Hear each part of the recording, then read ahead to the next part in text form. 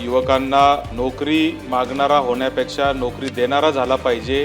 कुक्कुटपालनाला आपण व्यवसायाचा दर्जा याच्या दिलेला आहे, अंडी उबवणी केंद्राला दिलेला आहे, मधुमक्षिका पालनला दिलेला आहे, मत्स्य व्यवसायाला दिलेला आहे। शेळी मेंढीच्या याच्यातच फक्त तुम्हाला काय अडचण आहे? तांबे साहेब आपल्याला सांगतो की 20 आणि 21 आणि 21 आणि 22 याच्यामध्ये त्यावेळी काय अडचणी होत्या? शेळी मेंढी पालनाचा व्यवसायाचा समावेश मुख्यमंत्री रोजगार निर्मिती कार्यक्रमात आपण करणार का? मुख्यमंत्री रोजगार निर्मिती कार्यक्रम हा खरं तर युवकांना नोकरी मागणारा होण्यापेक्षा नोकरी देणारा झाला पाहिजे अशा पद्धतीने रोजगार निर्मिती निर्माण करणारा हा कार्यक्रम, हा अतिशय महत्त्वाकांक्षी कार्यक्रम आपल्या राज्यामध्ये सुरू आहे।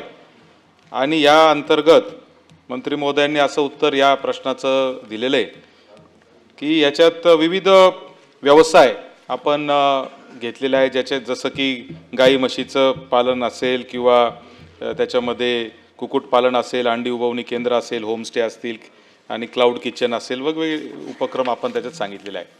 मंत्री महोदय, हे जे उत्तर आपण दिलेलं आहे या उत्तराचं म्हणजे ते हास्यास्पद उत्तर आहे असं म्हणलं तर चुकीचं ठरणार नाही।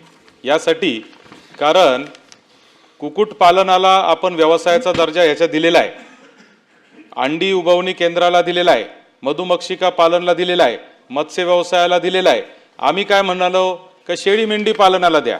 आता त्याचं उत्तर देताना सरकारने असं सांगितलंय का शेळी मेंढी पालनाचा व्यवसायात समावेश करणं म्हणजे त्याच पशुधनावर लाभार्थ्याकडून दुबार लाभ घेण्याची शक्यता नाकारता येत नाही।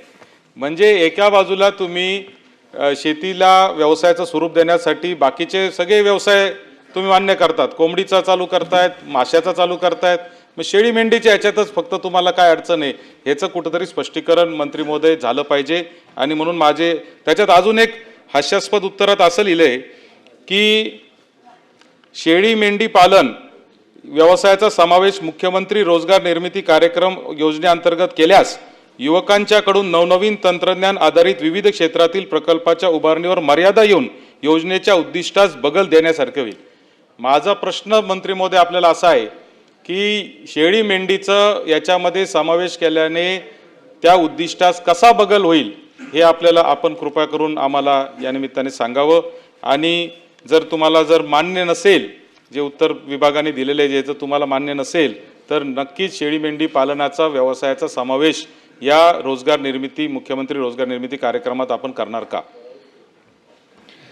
सभापती महोदय, सन्मान्य सदस्य तांबे साहेबांनी जो मुख्यमंत्री रोजगार निर्मिती योजनेसंदर्भात या ठिकाणी मुद्दा उपस्थित केला आहे, मुख्यमंत्री रोजगार निर्मिती योजनेची थोडी 2 मिनिटं मी पार्श्वभूमी देखील आपल्याला सांगतो की 2020-21, 2021-22, 22-23, 23-24, 24-25 आणि 25-26 मुख्यमंत्री रोजगार निर्मिती योजना आपण ही सांगितली की एक क्रांतिकारी योजना महाराष्ट्राच्या युवकांसाठी आणि युवतींसाठी आहे।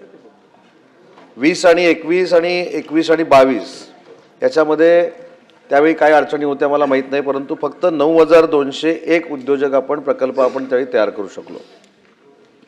22-23, 23-24, 24-25 आणि 25-26 याची सभापती महोदय जर आपण आकडेवारी काढली तर 78,289 प्रकल्प आपण मंजूर केले। म्हणजे मला सांगायचं एवढंच आहे की आपण एखादी केलेली विधायक सूचना आम्ही मान्य करणार नाही अशातला अजिबात भाग नाही, परंतु आपण त्याचा अर्थ वेगळा लावलेला आहे। शेळी मेंढी पालनचा प्रकल्प असेल तर तो याच्यामध्ये जर आपल्याला इन्क्लूड करायचा असेल, त्याच्यामध्ये आपल्याला समावेश करायचा असेल आपण नक्की करू, परंतु वैयक्तिक लाभाच्या योजना याचा अर्थ ज्या शेळी मेंढ्यांवर ऑलरेडी कर्ज घेतलेलं आहे, ज्या शेळी मेंढी प्रकल्पावर ऑलरेडी कर्ज घेतलेलं आहे ते मुख्यमंत्री रोजगार निर्मिती योजनेमधनं रिपीट होऊ नये असा त्याचा अर्थ आहे। परंतु मगाशी आपण सांगितलेली वस्तुस्थिती खरी आहे। कुक्कुटपालन असेल, मधुमक्षिका पालन असेल, मत्स्यपालन असेल, दरेकर साहेब मत्स्यपालन असेल, रेशमी उद्योग असेल, अंडी उबवण्याचा कार्यक्रम असेल, हॉटेल ढाबा असेल, शाकाहारी मांसाहारी पदार्थ विक्री व्यवसाय असेल, होमस्टे असेल, क्लाउड किचन असेल, जलक्रीडा असेल, मासेमारी असेल, प्रवासी वाहतुकीसाठी बोट व्यवस्था असेल, याच्या पुढे जाऊन टॅक्सी व्यवसायासाठी देखील आता तरुण आणि तरुणींना किंवा रिक्षा व्यवसायासाठी असेल आपण योजना करण्याच्या मनस्थितीमध्ये आहोत। फूड ट्रकसारखी मोठी एक योजना महिलांसाठी, महिला बचत गटांसाठी याच्यामध्ये समावेश केलेला आहे। त्याच्यामुळं शेळी मेंढी पालन प्रकल्प याच्यामध्ये समावेशच होऊ नये अशी काही शासनाची भूमिका नाही।